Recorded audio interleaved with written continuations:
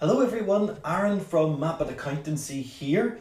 So we're continuing our look here at your questions. So until we get some of your questions in, I'm just coming up with questions that you're likely to ask, questions that ACCA students generally want the answers to.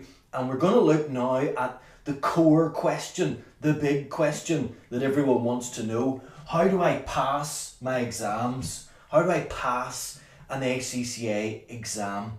So we're going to call this our 3 steps to freedom, because there's really only 3 simple steps in passing the ACCA exams. So we're going to go through them step by step. And if you follow this process for all of the modules that you sit, you should pass your ACCA exams.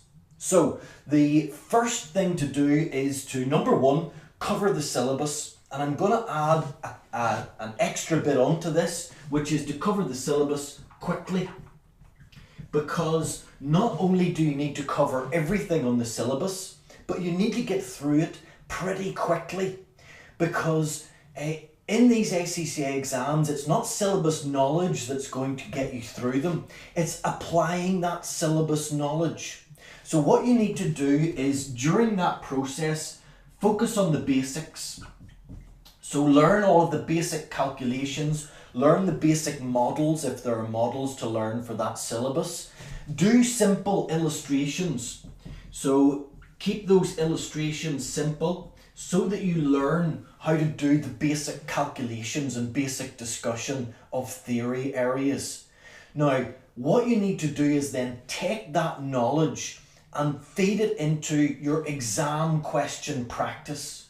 So for practicing exam questions, you simply need to do as many of these as possible, because it's not in your learning of the syllabus that you're going to learn how to pass your exams. Okay, you may get the knowledge from that, but it's in the practice where you're going to apply that knowledge to the exam standard questions.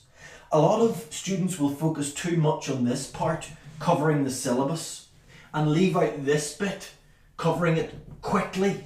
You've got to get through it quickly, because remember, it's not a book that you're going to read when you go into the exam. It's an exam question that you're going to have to do.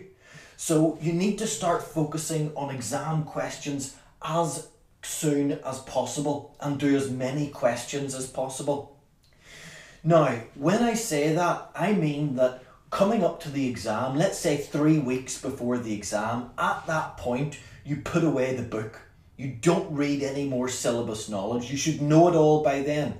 If not, too late to get it from the book. You're going to get it from the exam questions that you practice. And specifically, you're going to get it from the answers to those exam questions. So you do the question, and then you mark it accurately using the examiner's marking scheme. Using that and the examiner's answer, you'll get an accurate reflection of how you've done in that question, and that's crucially important. You don't want to give yourself marks that you shouldn't have got, but likewise you don't want to lose confidence by not getting marks that you should have got.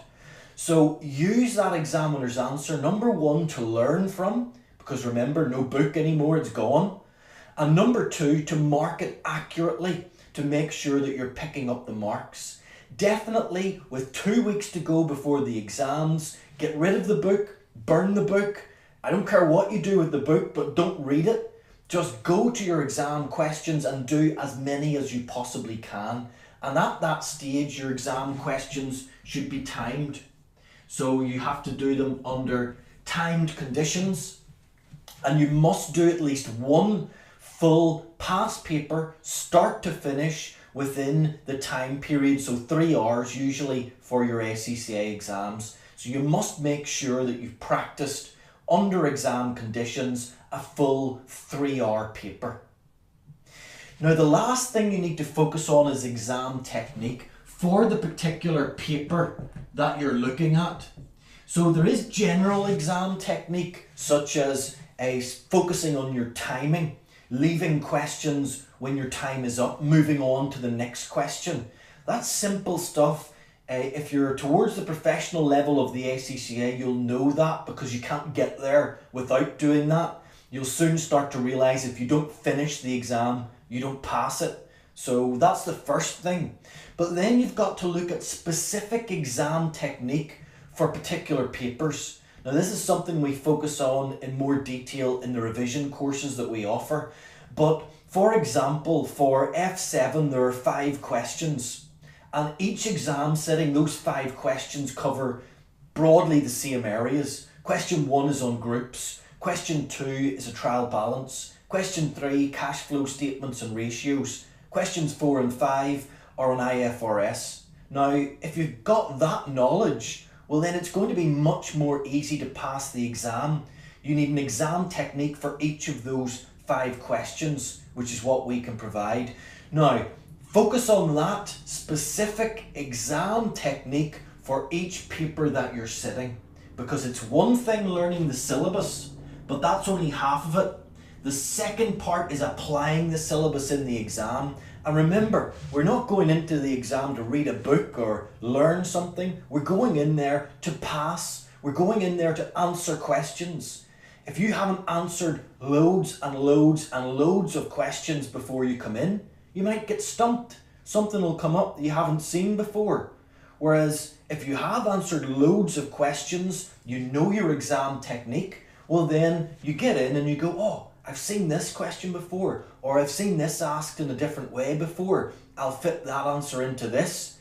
That is how to pass these exams. It's very simple, it's very straightforward, but it's very easy to get caught up and not follow that process. It's easy to get stuck here, to be covering the syllabus too much, to be learning a book, then getting another book, reading that, reading another book, reading over the same book twice, doing illustrations 2 or 3 times.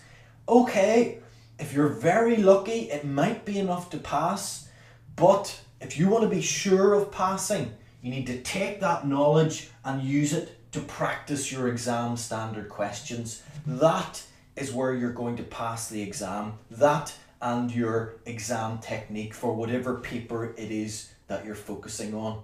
So make sure that you apply these. If you've got any comments or questions, post them down below or email us questions. Remember, we'll select common or best questions around the ACCA exams or even CIMA exams, any accountancy exams, and we'll do a little video to clear up any problems that you're having.